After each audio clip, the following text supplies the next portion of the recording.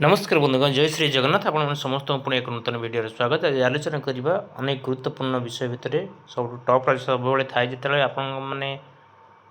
higher education करुँच पदोन्नति केतले आपणकर जोटा कि निज निज ऑफिसर हायर अथॉरिटी परमिशन आवश्यक थाए से अनेक समय आप असुविधार सम्मुखीन होती कौटे परमिशन मिलूँ कौटे मिलूनी कि आप्लिकेसन देलापर तार विभिन्न डॉक्यूमेंट देलापर से परमिशन मिलूँ हायर एजुकेशन से परिप्रेक्षी में जो चतुर्थ पंचम सॉरी तृतीय एवं चतुर्थ कर्मचारी मैंने अच्छा राज्य सरकार अधीन में राइट आसी जोटा कि आपण मैंने प्रमोशन पाए आप हायर एजुकेशन करके आसुँच कौन असुविधा हेनी बोली ये देखो कोर्ट केस राय आसी in the high court of Odisha at Cuttack double PC number पड़ी in the matter of application under article 226 और 237 in the constitution of India petitioner type अच्छी एडवोकेट एपेट दिस केस नेम अच्छी फ्रॉम डेट हियरिंग जजमेंट होती 10/3/2026 ये just मार्च मास 2026 मसीहा 10 तारीख दिन ये स्पष्ट लिखाई जोटा कि पिटिशनर ग्रुप डी एम्प्लॉय जो पेन कर्मचारी who is in knowing at that और राइट कोर्ट हासिलिंग ओडिशा एडमिनिस्ट्रेटिव ट्रिब्यूनल ऑर्डर ये रिलीफ है हेन्स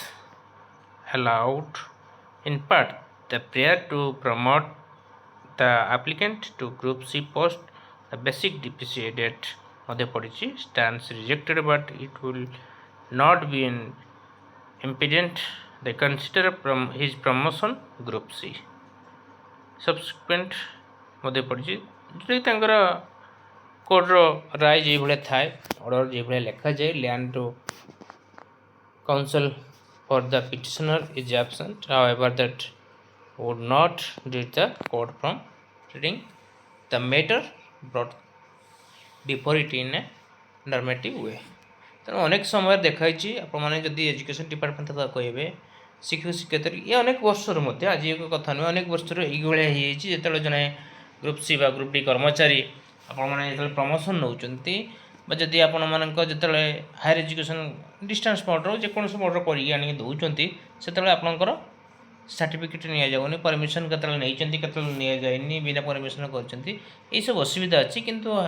हाईकोर्ट पूरा स्पष्ट आज करते जो ग्रुप सु जो जड़े बंधु कैश करते प्रमोशन हम देखो लिखाई रिनाइड promotion group C cadre that is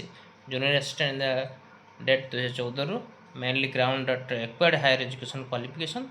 since permission of the appointing authority वे stand to add that the denial of promotion was TPC specific although observation made by the tribunal to him तपर act सब पड़ी civil number पड़ी एवं तंकर जो अच्छी acquired educational qualification required for the higher position without permission secured the hand of the employer permission is required for making value addition एवं जहाँ स्टडी होती leave generally study leave is not granted sufficient staff it is only granted the very essential case less than 5 years service government servant within 3 years of service तेणु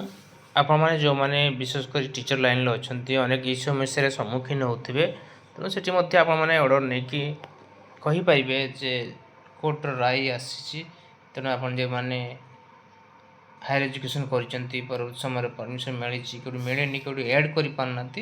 से आप consider हे बोली आम जहाँ भावुचु ये आपन तो आप सामने आम रखिलु कोर्ट राय ऑर्डर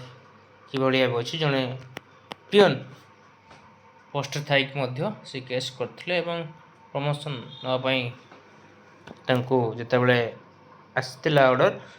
एवं हायर एजुकेशन ऐड करने